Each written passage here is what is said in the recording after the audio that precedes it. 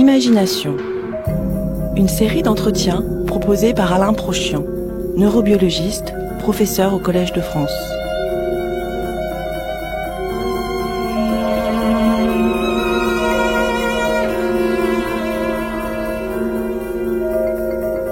Nous arrivons à la sixième discussion que j'ai le plaisir d'avoir avec différents collègues, soit du Collège de France, soit des artistes qui ne sont pas professeurs au collège. Et aujourd'hui, nous avons donc le plaisir de recevoir Claudine Tiercelin, qui est professeure du Collège de France et titulaire de la chaire Métaphysique et Philosophie de la connaissance. Elle est aussi membre de l'Institut Jean Nicot, membre de l'Académie des sciences morales et politiques et de l'Académie européenne. Donc beaucoup de médailles, chère Claudine Tiercelin. Vos livres sont connus, je pense que Le doute en question, Parade pragmatiste au défi sceptique, ou encore Le ciment des choses, Petit traité de métaphysique scientifique réaliste. Ça m'amuse beaucoup. Donc nous allons avoir l'occasion de discuter autour du thème imagination comme peut-être trait d'union ou trait de désunion entre l'art et la science.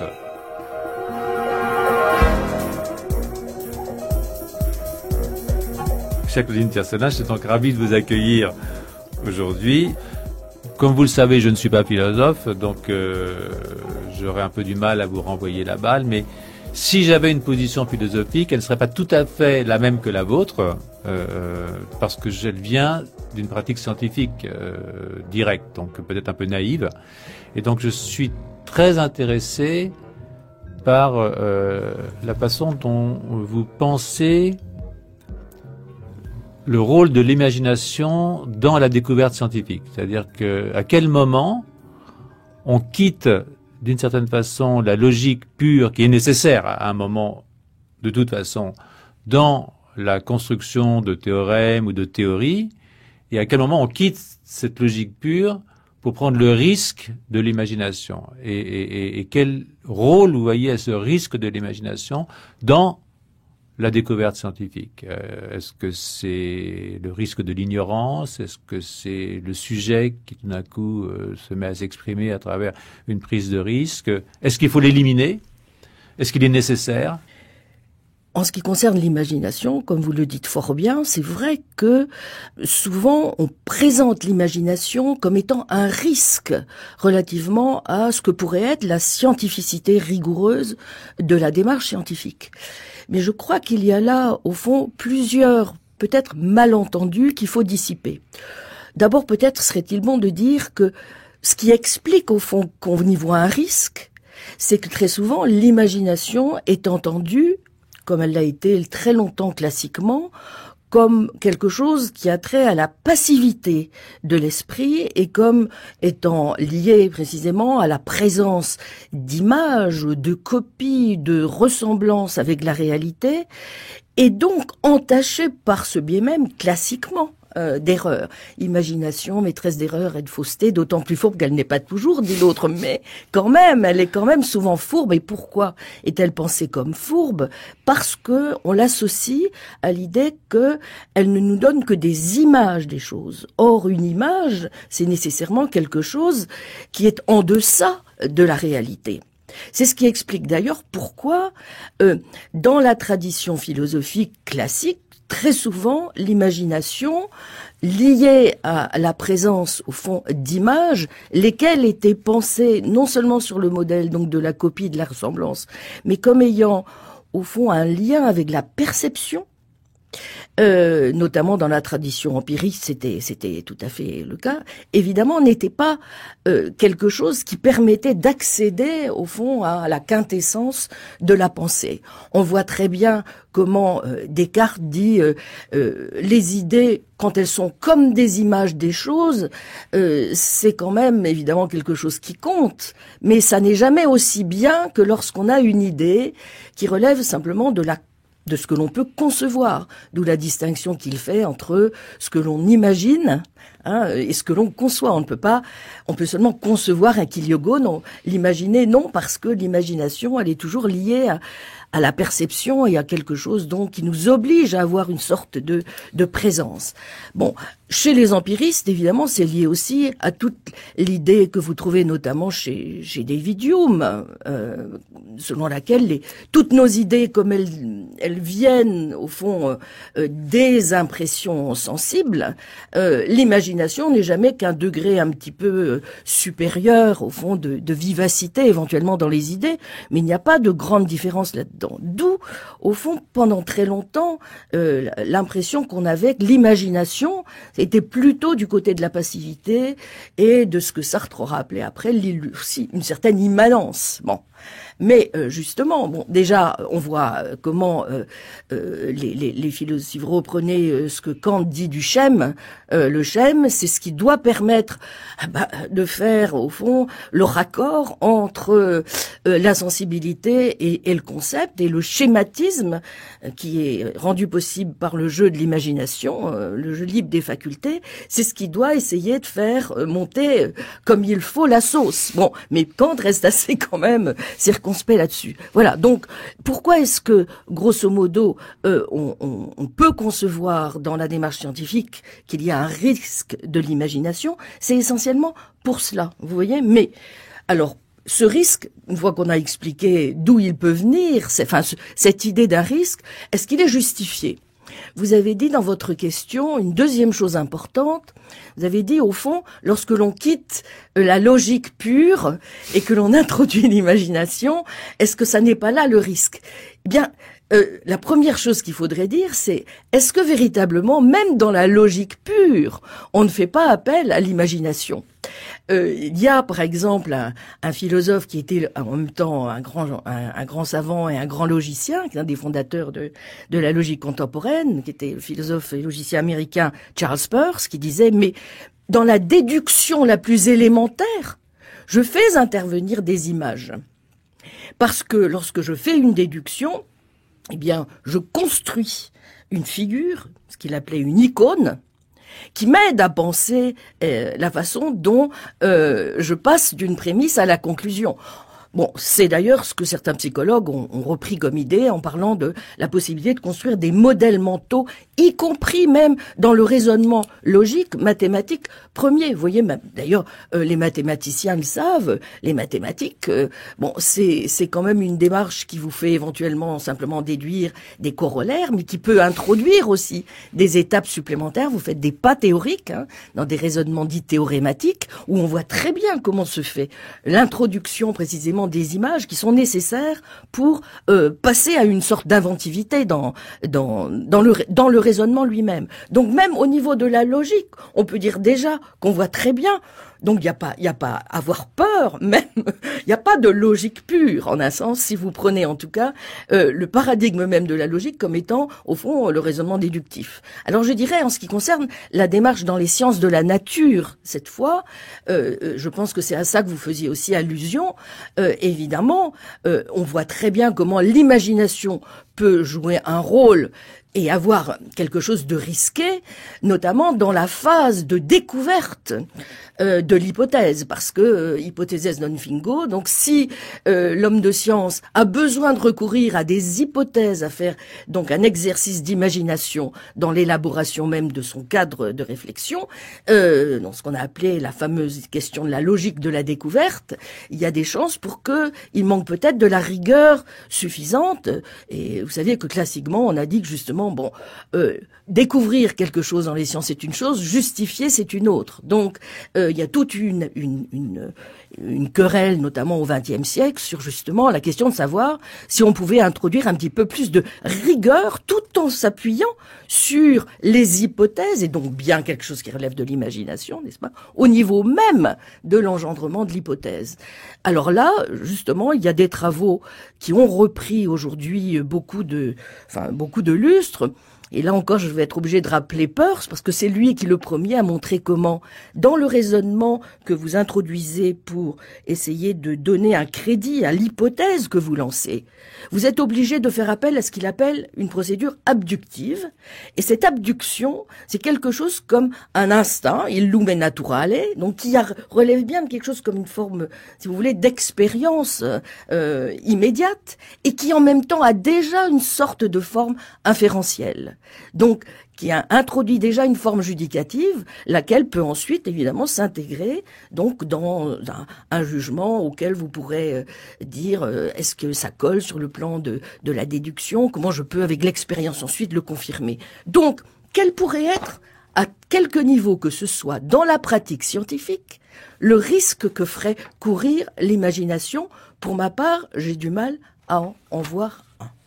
Oui, c'est parce que je crois, si vous voulez, qu'il y a une sorte de malentendu là sur le terme même d'imagination. L'autre jour, nous avons eu la joie d'écouter Alain Cohn, et il nous a bien expliqué comment, en fait, quand il pense, il fait bouger des images dans son cerveau. Donc, en fait, la question n'est pas la question de l'imagination passive à laquelle je fais référence. Ce qui m'intéresse, naïvement probablement, mais c'est ce qu'il y a au-delà de l'image. C'est-à-dire que vous savez que dans les sciences qui sont les nôtres, l'image est de plus en plus importante. Et l'expérience très pratique qu'on peut en avoir, c'est que quand les images sont données, on y voit très souvent que ce qu'on avait déjà compris. C'est-à-dire que c'est assez rare de voir au-delà de l'image. Quand je parlais d'imagination, je parlais justement de cette capacité d'aller au-delà de l'image. Oui. Et c'est là qu'on prend un risque, parce que tant qu'on s'appuie sur une image, on ne fait jamais que décrire des choses qu'on savait probablement déjà. Mais quand on va au-delà de l'image, on fait une hypothèse sur des choses qu'on ne connaît pas véritablement. Oui. Et pour moi, c'est ça le rôle de l'imagination scientifique. C'est là que je la rapproche un peu d'une imagination artistique, puisque je sais que vous êtes intéressé aussi à l'art. Oui. Il y a peut-être une ambiguïté sur le terme d'imagination. Pour moi, l'imagination, c'est plutôt du deuxième côté que vous avez développé, c'est-à-dire la prise de risque au moment où je n'utilise pas logiquement des images, et au moment où je suis obligé de me mettre en cause comme sujet de la science. Oui. Et de prendre un risque existentiel d'une certaine façon en proposant quelque chose qui me met en danger, mais sans quoi je ne peux pas inventer quelque chose de nouveau. Ce que montrent aujourd'hui les travaux dans les neurosciences, c'est que on peut trouver on peut essayer d'épingler la manière dont nos images mentales sont reliées à des images du cerveau. Toute la question qu'il s'agit de savoir est d'abord quelle est exactement, comment se présentent ces images du cerveau? Est-ce que ce sont des images qui correspondent à la perception ou à quelque chose d'autre? Comme vous parliez d'expérience, oui. Est-ce que ce sont plutôt des quasi-expériences, vous voyez, qui, en ce sens, seraient pas forcément quelque chose qui relèverait du tableau, de l'image tableau, mais beaucoup plus déjà d'une forme de description? Vous disiez, on prend un risque parce que on va au-delà de l'image. Oui. C'est ce que disait déjà Abélard. Quand je vois la statue d'Achille, je vais au-delà de ce que je vois. Il y a toujours quelque chose qui va au-delà de l'image. Il y a eu toute une discussion dans les années 70 pour savoir si le modèle qu'on appelle pictorialiste des images mentales est le bon. C'était ce que Koslin défendait, ou bien Pilichine notamment avait montré que non, il fallait en permanence avoir plutôt une conception qu'on appelait descriptiviste, si vous voulez, de l'imagerie mentale, et voir que les images étaient toujours d'emblée des descriptions. Alors je pense que c'est ce qui vous conduit peut-être à dire que, en effet, de ce point de vue-là, il y a bien toujours, lorsque nous pensons, lorsqu'il y a des mouvements mentaux, quelque chose qui n'est pas à strictement parler de l'ordre de l'image tableau, mais de ce qu'on pourrait de façon générale appeler une représentation mentale. Et je crois que les travaux aujourd'hui en philosophie de l'esprit ou en neurosciences ont singulièrement amélioré la situation en évitant précisément tout ce fatras, si vous voulez, qu'il y avait relatif aux images tableaux, en réfléchissant beaucoup plus à la notion même de représentation mentale et en essayant de voir qu'est-ce qui, lorsque l'on imagine quelque chose, fait qu'il s'agit d'une représentation mentale qui est éventuellement, qui a un statut éventuellement différent d'une croyance, d'un désir, d'un rêve, vous voyez, ou même d'un phénomène lié à la mémoire. Alors, il y a des travaux très très intéressants qui essaient de cibler les différents points à partir desquels on peut dire qu'il y a en réalité des liens entre les différents états mentaux et en même temps des spécificités. Bon, une différence par exemple entre un état mental tel que imaginer et croire, c'est que lorsque vous imaginez quelque chose, en effet, vous n'attendez pas pour que votre imagination ait d'une certaine manière un certain statut, que votre esprit soit en adéquation avec le monde. Tandis que lorsque vous avez une représentation mentale qui est de l'ordre de la croyance, vous vous attendez à ce que cette croyance soit justifiée. C'est ce qui explique pourquoi, au fond, on pourrait dire que l'intelligence scientifique, elle ne se contente pas de vouloir imaginer. Elle veut que les croyances qui sont les siennes deviennent à un moment donné justifiées et donc rendre compte de la réalité des phénomènes. Et ceci me conduit donc à votre question sur l'art. Je vous propose de la reprendre après une petite pause musicale.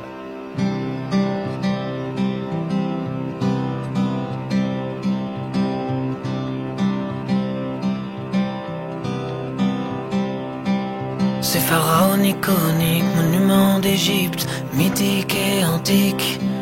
Sur une grande place de Paris, aujourd'hui, il y a un obélisque. On essaye d'imaginer. On essaie. Ces divines figurines dessinées sublimes et tout qui s'illumine. C'était pas de la peinture valentine qui dégouline sur les murs de la chapelle Sixtine. On essaye d'imaginer. On essaie.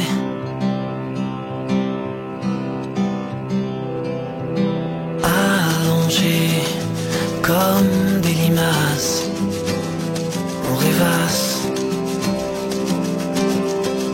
On a de l'imagination, mais tout ça nous dépasse.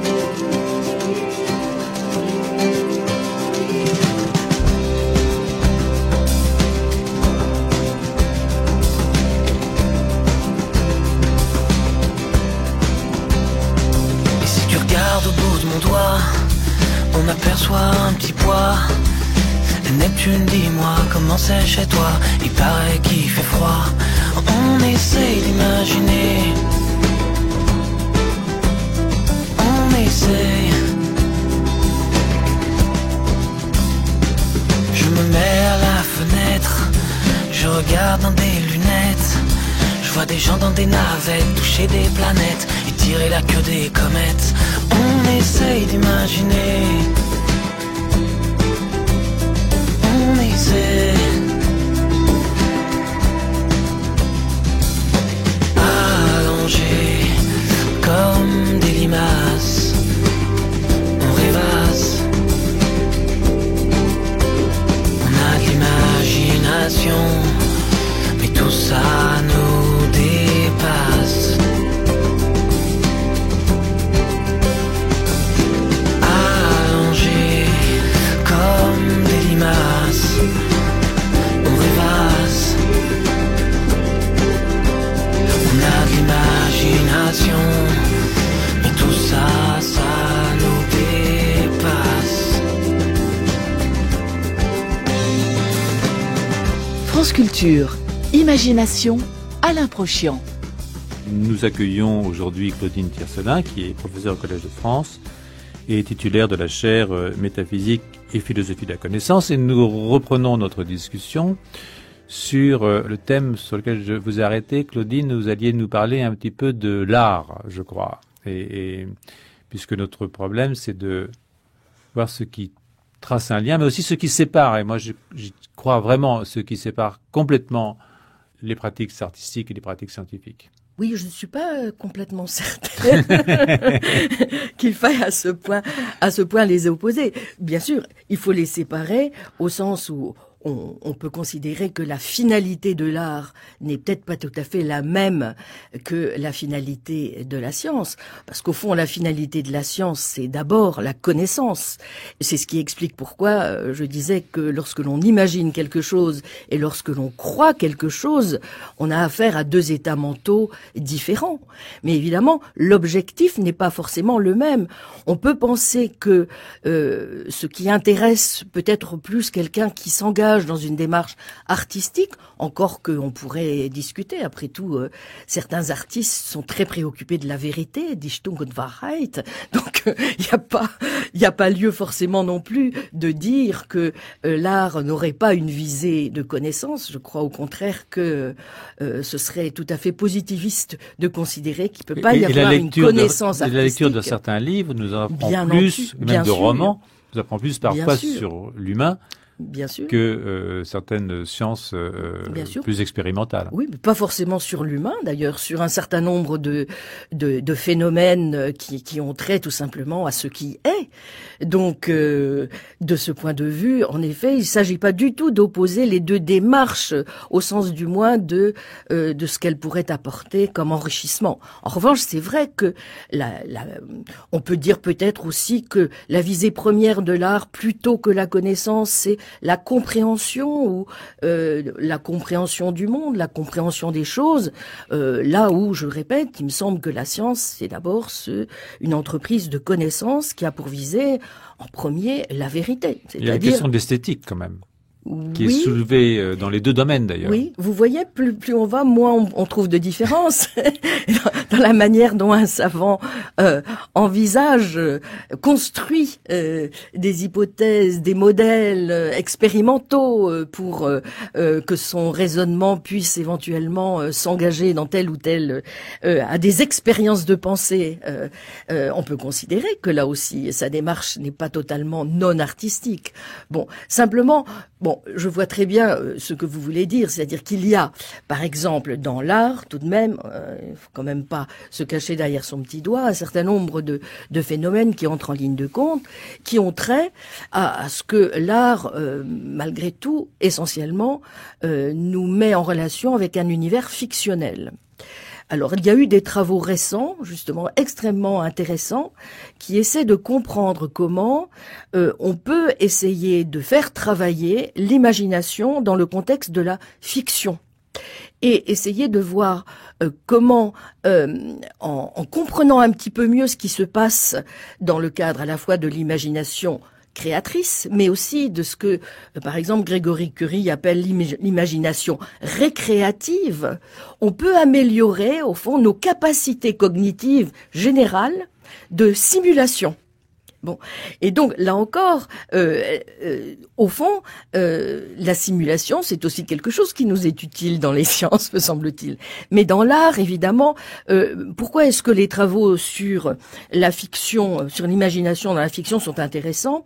C'est parce que, je vous disais tout à l'heure que ce qui me semble être un apport très intéressant des années, au fond, des 50 dernières années, c'est le fait qu'on ait essayé de comprendre l'imagination essentiellement à partir de la notion de représentation mentale en général, et donc de voir ce qu'il a distingué d'autres types de choses. Bon, par exemple, qu'est-ce qui distingue une imagination d'un désir, d'un rêve et d'une émotion aussi? Est-ce que si c'est plutôt de l'ordre d'une quasi-expérience sensorielle, est-ce qu'éventuellement, par exemple, les émotions, vous voyez, ça c'est une question sur laquelle j'avais travaillé dans le colloque du collège, est-ce que lorsque nous avons des émotions, lorsque nous appréhendons une œuvre de fiction, les émotions que nous avons sont de même nature que celles que nous pouvons avoir dans la vie lorsque nous avons affaire à des personnages ou à des phénomènes qui se passent dans la réalité. Et comment est-ce que l'imagination intervient précisément dans ce contexte? Il y a, je crois, des analyses extrêmement intéressantes qui ont été menées en association avec des artistes et puis des gens qui travaillent dans les neurosciences, des gens qui travaillent aussi sur la littérature, pour analyser de plus près les énoncés de la fiction, voir comment se joue l'imagination dans le lien entre les propositions qui se font dans un énoncé fictionnel. Pourquoi est-ce que, au fond, nous y croyons à cette histoire, bien qu'elle soit imaginée, n'est-ce pas?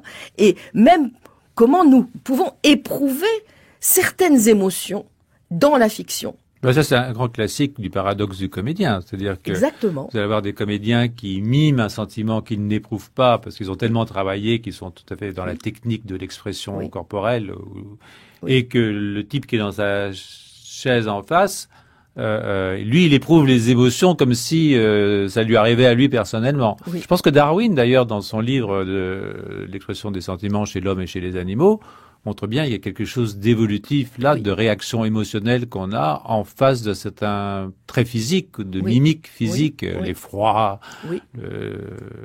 oui, tout à fait. Choses comme ça, oui. Tout à fait.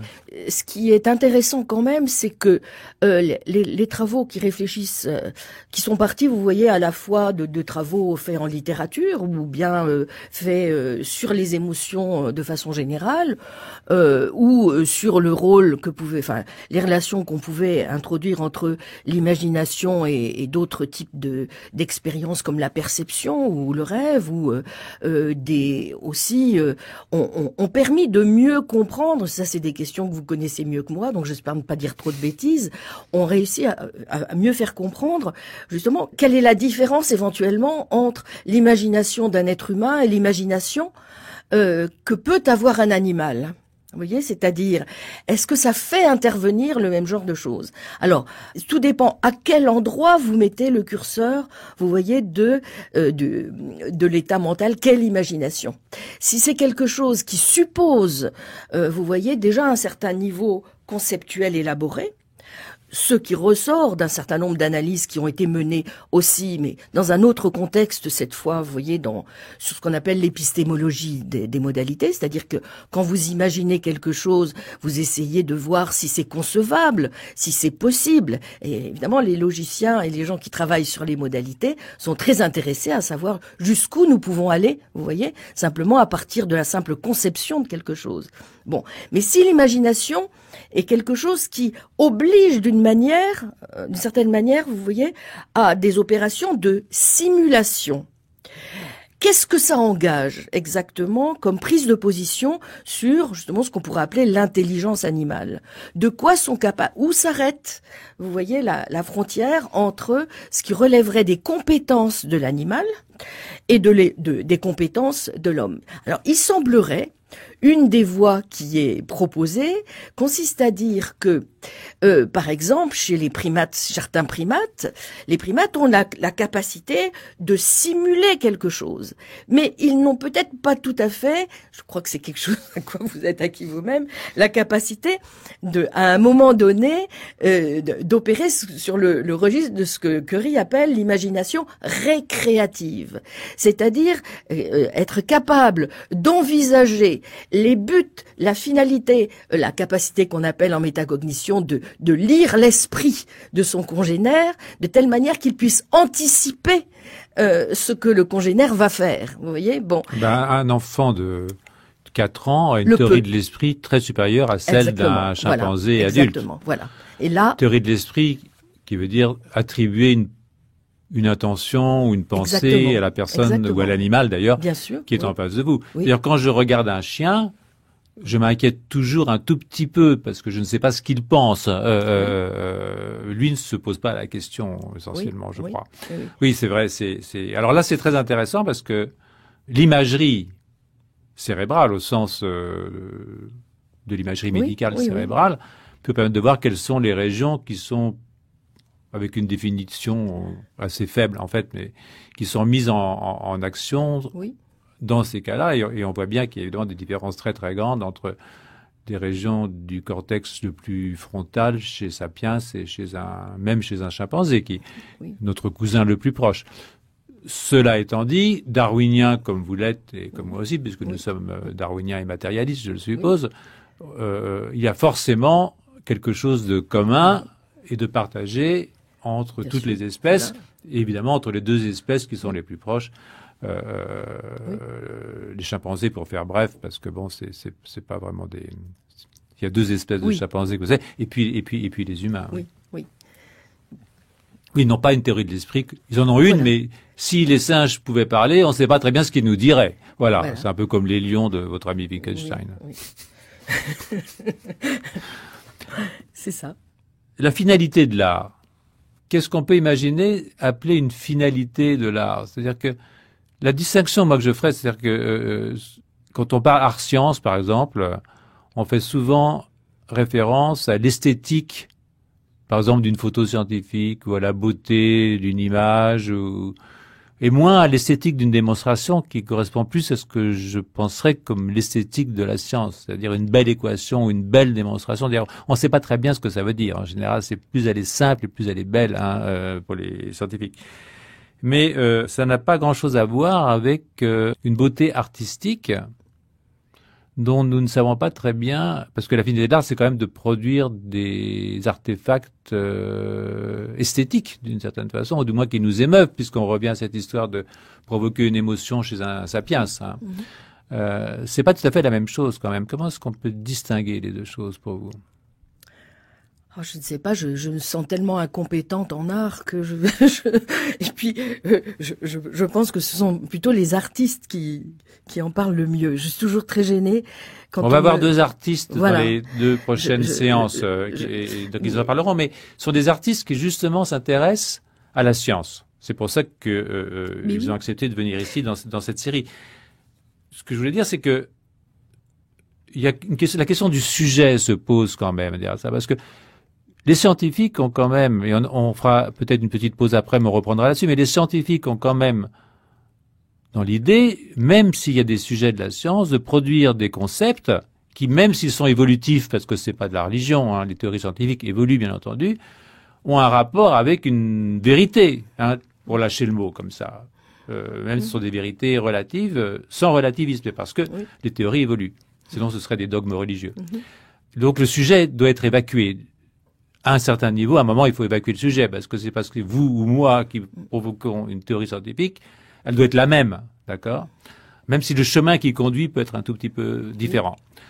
Pour les artistes, le sujet est plus fort, probablement, encore qu'aujourd'hui, on peut imaginer des robots artistes. Et c'est ce dont je discuterai avec Monsieur Madlener un peu plus tard. Donc j'aimerais bien qu'on reprenne un petit peu sur le plan philosophique, puisque c'est votre métier, comment vous voyez cette distinction, ou cette contradiction, ou cette difficulté, en fait, qui est une vraie difficulté pour moi, d'un point de vue philosophique qui est le vôtre. Mais on a un peu de temps pour une petite pause musicale, peut-être.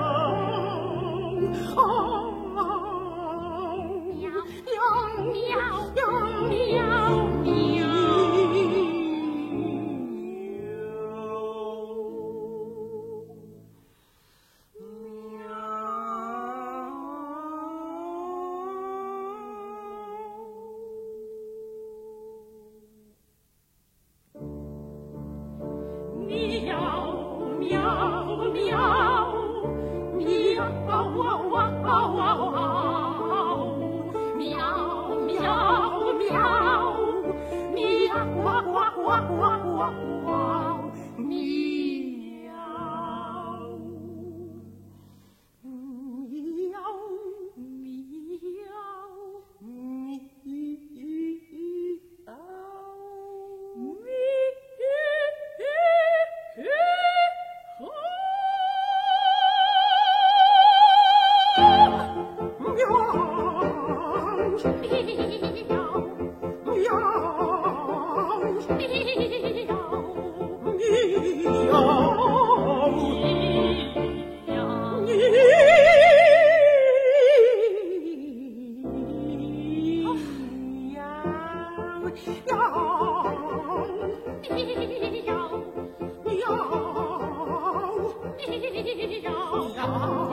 France Culture, Imagination, Alain Prochian. Avec Madame Claudine Tiercelin, professeure au Collège de France, titulaire de la chaire Métaphysique et Philosophie de la connaissance, et avec qui nous avons commencé cette discussion sur l'art, la science, l'imagination, et image et imaginaire.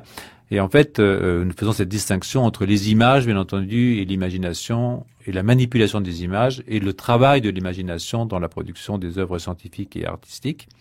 Et donc là, je pense qu'on peut reprendre, chère Claudine Tiercelin, sur la question de l'art sur laquelle on s'était arrêté. Alors, il me semble que la différence que l'on tente à faire, bon, nous en avons parlé un petit peu au début, déjà entre l'art et la science, bien entendu, elle est tout à fait importante. Mais une fois encore, je pense que elle réside moins dans peut-être le type de représentation mentale que l'on doit mettre en œuvre pour parvenir à réaliser ce que l'on fait, que dans les objectifs qui sont propres à l'art et à la science. Mais même sur ce plan-là, il me semble, vous disiez, on doit à un moment donné, dans l'art, dire que ce qui compte, c'est quand même l'artiste. C'est celui qui, par son expérience, va faire que son œuvre, c'est son œuvre à lui, là où on attend, au fond, de la science qu'elle vise l'objectivité. Mais à ça, on pourrait malgré tout objecter que plusieurs choses.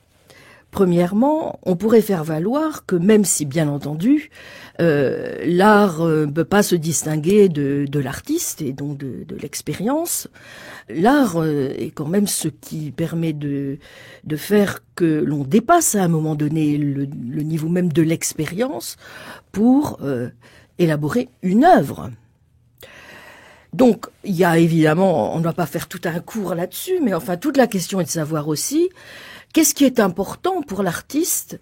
Est-ce que ce qui compte, c'est au fond de faire passer son expérience, que très souvent d'ailleurs il a du mal à décrire comme une forme d'expérience parfois mystique ou ineffable, qui ne sait pas exprimer. Ou est-ce que c'est finalement ce qu'il vise son œuvre? Et si c'est son œuvre qu'il a en tête, est-ce qu'on peut pas dire que cette œuvre, de toute façon, elle transcende l'expérience de l'artiste parce qu'elle a certaines propriétés objectives? On peut considérer qu'il y a du beau, qu'il y a des propriétés esthétiques d'une œuvre qui ne se réduisent pas simplement à ce que l'artiste a fait. Et ce pourquoi, du reste, même quand l'artiste n'est plus là, l'œuvre reste exactement comme quand Pythagore n'est plus là, le théorème de mathématiques reste là. Parce qu'il est une œuvre de la pensée. Et la deuxième objection qu'on pourrait faire aussi à une conception qui serait un peu, au fond, trop subjectiviste de l'art ou trop expérientialiste de l'art, c'est que on présente souvent aussi la démarche artistique elle-même comme relevant précisément de quelque chose qui est une forme de connaissance pratique mais un peu mal maîtrisée, d'une forme de bricolage, là où on le sait très bien, l'artiste quand il travaille, j'avais beaucoup insisté là-dessus dans le colloque sur la fabrique de la peinture, et évidemment il a besoin d'une toile, il a besoin de gestes précis, de techniques, il a besoin de tout l'environnement de l'atelier, exactement comme le savant a besoin de ses collaborateurs d'ailleurs. Très souvent, il travaille pas tout seul, souvent l'artiste. Donc l'idée de l'artiste comme uniquement le type inspiré qui, au fond, n'arriverait jamais à parvenir à une œuvre qui transcenderait cette expérience, là aussi peut-être il conviendrait de revenir un petit peu sur cette manière de voir les choses. On parle beaucoup de peinture ou même de musique et quand nous aurons Franck Madlener qui va nous parler de la technique, parce qu'elle CAM, c'est vraiment une machine à faire, mais avec des ingénieurs, avec des scientifiques, au point même qu'on peut imaginer qu'il va nous produire des musiques qui n'auront plus besoin d'individus, au sens comme vous êtes individu ou comme j'en suis un. Peut-être que pour la littérature, c'est un peu différent parce que la techné est sans doute moins importante. Hein. Et pourtant, ce sont des œuvres d'art, malgré tout. Baudelaire, par exemple. Oui, mais là encore, on pourrait objecter, certains écrivains avaient vraiment considéré que leur roman avait une fonction éducative première et que l'expression même de la littérature avait une valeur de connaissance. Donc tout le monde n'a pas réagi comme cela, mais il y a quand même d'ailleurs la frontière, par exemple au XVIIIe siècle, entre les gens qui écrivent de la littérature. Nous avons une grande tradition dans la philosophie des Lumières, des philosophes qui sont en même temps de grands écrivains, par exemple, et qui considéraient qu'ils pouvaient faire passer leurs idées et donc avoir un impact même sur la réalité objective par la manière même dont ils écrivaient, non seulement le contrat social, par exemple, mais les rêveries du promeneur solitaire. Oui. Non, c'était par rapport à la techné là que je réagissais. Je suis absolument convaincu que la littérature est une voie d'accès à la compréhension du monde, différente de celle des scientifiques, à la connaissance, mais une voie... Oui. Par exemple, quand on a lu La recherche du temps perdu, on a compris des choses sur les phénomènes sociaux et même psychologie humaine qui de façon assez forte. Et dans le domaine de l'éthique, ça me paraît assez clair qu'il vaut mieux lire un bon roman que de suivre un cours de philosophie morale. D'accord. J'ai eu peur que vous donniez des noms tout d'un coup, donc on peut avoir un procès. Je suis totalement opposé au rationalisme moral. Je pense que l'homme de la rue est bien mieux placé que n'importe quel philosophe moral dans ce domaine. Et en tout cas, la littérature nous aide beaucoup mieux. Et ça nous ramène alors à une discussion que j'ai eue avec notre collègue Menguer, de la question de la place de la création artistique dans la société, et de la contradiction entre la nécessaire liberté du sujet de l'art et en même temps les contraintes sociétales qui lui sont imposées. Et peut-être que vous pourriez reprendre cet exemple à propos des peintres religieux, par exemple. C'est-à-dire que la peinture religieuse, qui nécessite évidemment de faire des peintures qui soient acceptables, qui étaient plus libres, évidemment, avant la réforme ou la contre-réforme, mais qui donnait plus de place à des exubérances. Mais il reste qu'il y a quand même un message d'insertion sociale qui laisse moins de liberté, je dirais, à l'artiste. Et comment est-ce que le sujet peut apparaître dans cet espace un peu contraint? On a ça dans la société contemporaine. Hein. Il y a pas, faut pas il me semble que ça n'est pas vraiment propre à l'art. Je dirais que de toute façon, toute pensée est soumise à un certain nombre de contraintes. Simplement, il faut essayer de les surmonter, de les transcender. Il me semble que dans l'art, d'après ce que je crois comprendre, je pense que c'est là-dessus aussi que Menguer revenait sans doute, c'est que on a sans doute l'impression, en effet, dans ce milieu-là, que la création est tellement prise dans le réseau des commissaires, des commandes, des mécènes, des galeries, etc., qu'elle a du mal, au fond, à surgir. Il ne s'agit pas de nier cela, et je crois que c'est un phénomène auquel nous devons être d'ailleurs très très attentifs, mais ça n'est pas forcément le fait que je crois que c'est une question un petit peu différente de celle de savoir si l'art a pu être gêné, par exemple, par le fait que certains de ses sujets portés sur certains thèmes ou étaient le fait de certaines commandes. Je pense qu'un grand artiste, quelles que soient au fond les contraintes qui sont les siennes sur le plan du sujet sur lequel il doit travailler, est capable de transcender. Au fond, il y a un certain nombre de grandes œuvres d'art qui étaient des œuvres de commande ou qui avaient une vocation religieuse ou pédagogique et qui n'en sont pas moins de grandes œuvres, donc qui ont réussi, en tout cas celles qui restent, à transcender ça, par justement... Mais ce qui reste, c'est parce que, et c'est une question naïve, hein, c'est une question que je me pose, hein, c'est pas du tout... c'est parce que ça touche à un universel, oui. et cet universel, pour vous, il est inscrit dans notre structure mentale ou même neurologique, ou comment est-ce qu'on peut définir le beau, justement, philosophiquement? Oh, alors, bon, on va pas se lancer dans un grand cours pour savoir si c'est Platon, Hegel, Kant qui a raison là-dessus. Mais enfin, vous savez bien que, en effet, toute la question de savoir si le beau est une notion qui peut avoir une valeur universelle a été extrêmement contestée. Mais je vais dire les choses très rapidement et très brutalement. Il me semble en effet qu'il y a non seulement un certain nombre de valeurs objectives parmi lesquelles on peut peut-être donner un certain sens à quelque chose comme le vrai, le bien, le beau, mais que même si on considère que réfléchir sur l'art, c'est réfléchir non pas du tout au domaine du beau ou de l'art, mais au domaine de l'esthétique, c'est-à-dire donc à ce qui relève davantage de la sensibilité et du goût, il me semble qu'on peut trouver aussi certains critères objectifs du goût.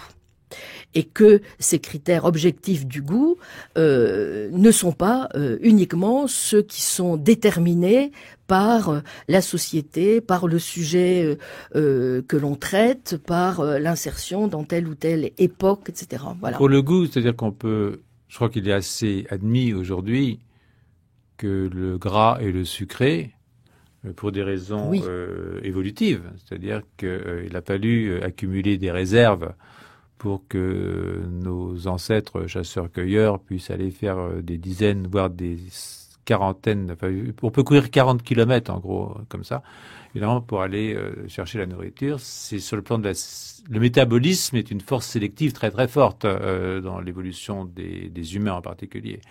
Donc là, on peut imaginer que pour des raisons évolutives, dans nos gènes, comme il peut y avoir des règles morales de base qui permettent la vie en société, parce qu'il n'y aurait pas d'humains sans vie aux sociétés au départ, des micro-sociétés, donc des règles de bien qui seraient liées à des choses comme ça. Donc on peut imaginer quelques règles de base qui ont permis la survie de l'espèce.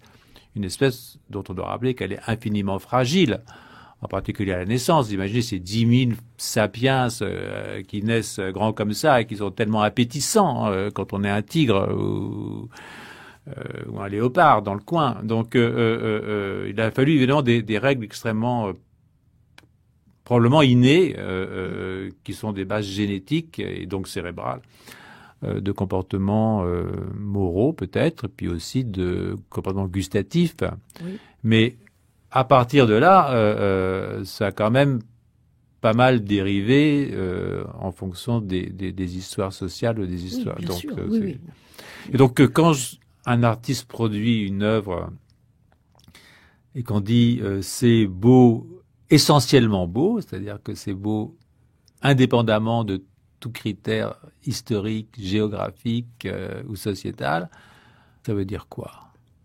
Alors pour les sciences, le vrai c'est plus simple d'une certaine façon. Je prends un caillou, il tombe, bon, voilà. Pour le beau, c'est peut-être plus dur, non? Pourquoi faudrait-il penser que c'est plus dur, finalement? Non, je vous pose la question. Moi. J'aurais tendance à dire que c'est quelque chose qui, d'une certaine manière, à partir du moment où on est toujours en mesure je crois que c'est Marx qui a écrit des choses là-dessus, d'admirer une œuvre de l'Antiquité alors que nous ne sommes plus dans cette époque, et à dire qu'on la trouve belle, il y a peut-être quelque chose, alors je ne sais pas. Mais je parle des œuvres contemporaines, par exemple. Dans une œuvre contemporaine qui apparaît et qui est laide pendant un certain temps.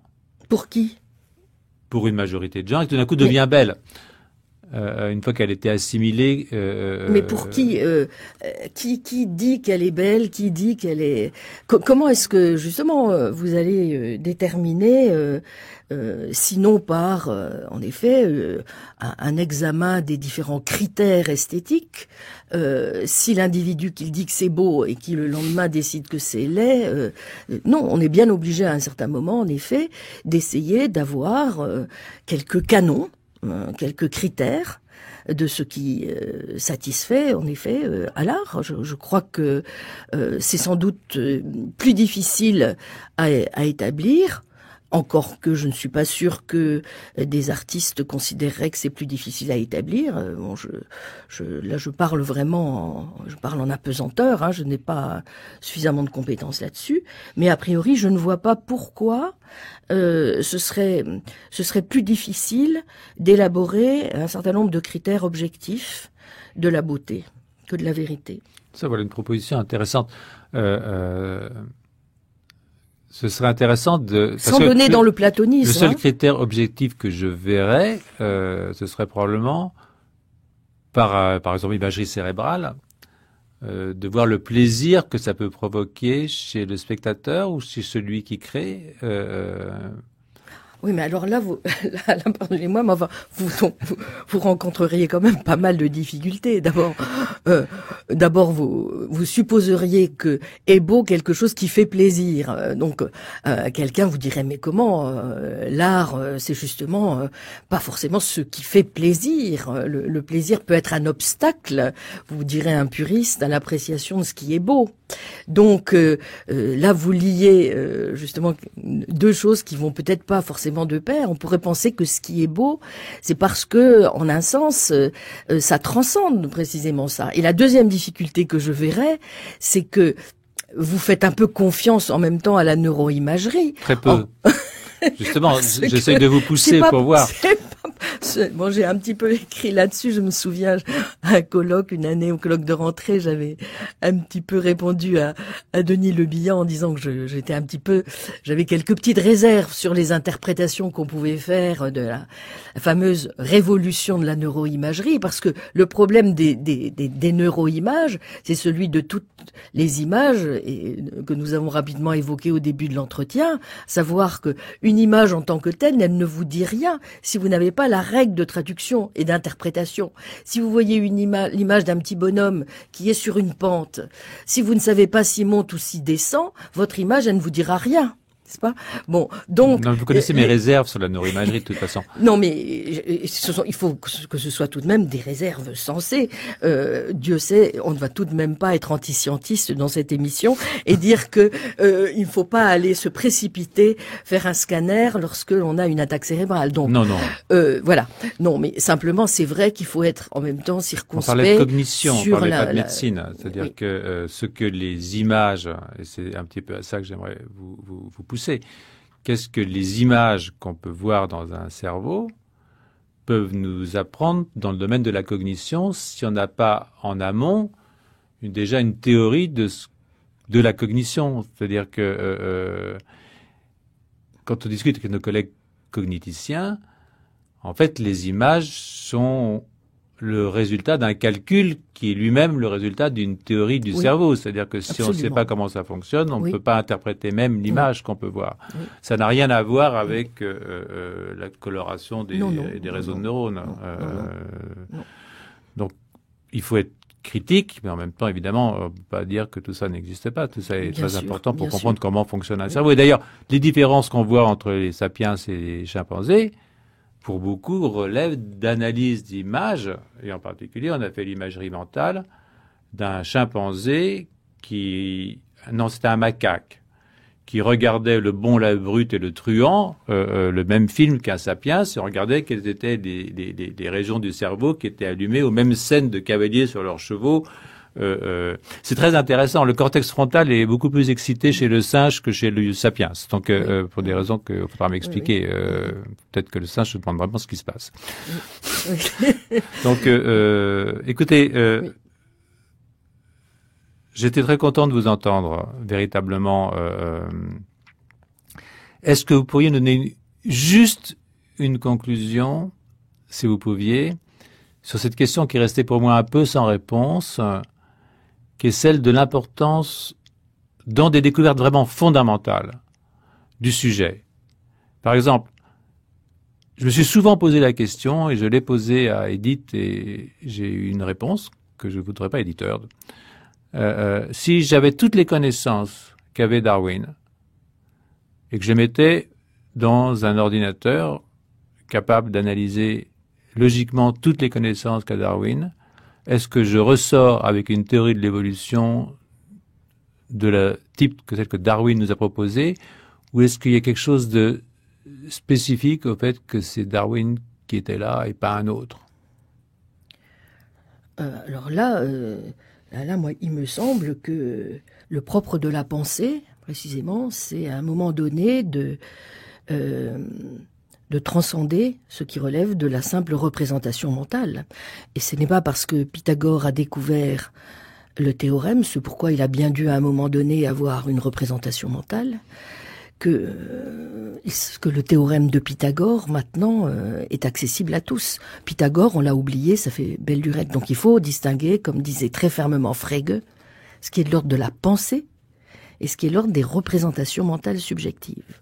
Bien entendu, nous avons besoin pour penser de faire ce travail de la représentation mentale, avec toute sa richesse, toute sa créativité, sa récréativité d'ailleurs aussi, comme je l'ai dit, sa capacité de simulation, d'invention, mais aussi avec tout ce que ça comporte comme inventivité dans la stricte logique elle-même, vous voyez. Mais évidemment, ce qui est important, me semble-t-il, c'est que une fois que la chose a été faite, elle résiste. Avec la différence que le théorème de Pythagore ne peut plus évoluer, alors que la théorie de l'évolution est évolutive elle-même, c'est-à-dire qu'elle n'est jamais terminée. Et donc, c'est des choses un tout petit peu d'ordre différent qu'une théorie scientifique qui est en permanence remaniement et qui même peut subir des révolutions, comme vous le savez bien, oui. Et le théorème de Pythagore, non ? Oui, moi ça nous entraînerait loin dans la question de savoir quelle est la différence entre des vérités d'ordre mathématique et des vérités propres aux sciences de la nature, et dans lesquelles il faudrait en plus distinguer les vérités physiques et les vérités de la biologie, qui sont pas non plus de même nature. Certaines sont la science fondamentale, d'autres les sciences spéciales, comme vous savez. Bien entendu qu'il y a des différences, mais je ne suis pas sûre que la question même de savoir si elles évoluent est la chose fondamentale. Que Darwin, que l'on découvre de nouvelles choses après le darwinisme, bien entendu, mais je pense qu'il y a un fond dans les vérités qu'a découvertes Darwin qui ne pourra pas être dépassé. Il y a des choses qui sont là et qui resteront. Et de ce point de vue, de même, je dirais que en ce qui concerne les vérités mathématiques, ça n'est pas parce que, en effet, le théorème de Pythagore est là. Après tout, il y a eu des géométries non euclidiennes, n'est-ce pas? Donc les mathématiques aussi, elles ont une histoire. Très bien. Mais écoutez, sur cette magnifique conclusion, et au fond cet accord que nous rencontrons à chaque fois que nous discutons ensemble, je vous remercie encore une fois énormément d'être venu vous livrer à ce jeu. Et nous allons accueillir la semaine prochaine le premier artiste de la série, de cette série Imagination, puisque nous avons eu des sociologues, une philosophe, une historienne de l'art, et puis des scientifiques. Je vous remercie beaucoup, Claudine Tiercelin. Merci à vous, Alain.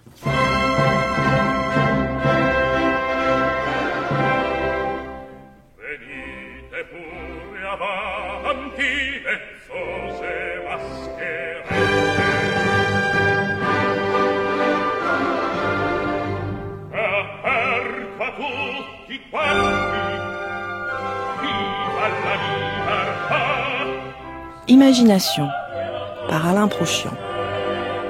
Prise de son, Éric Boissé. Réalisation, Christine Robert. Assistée de Delphine Verbier, stagiaire.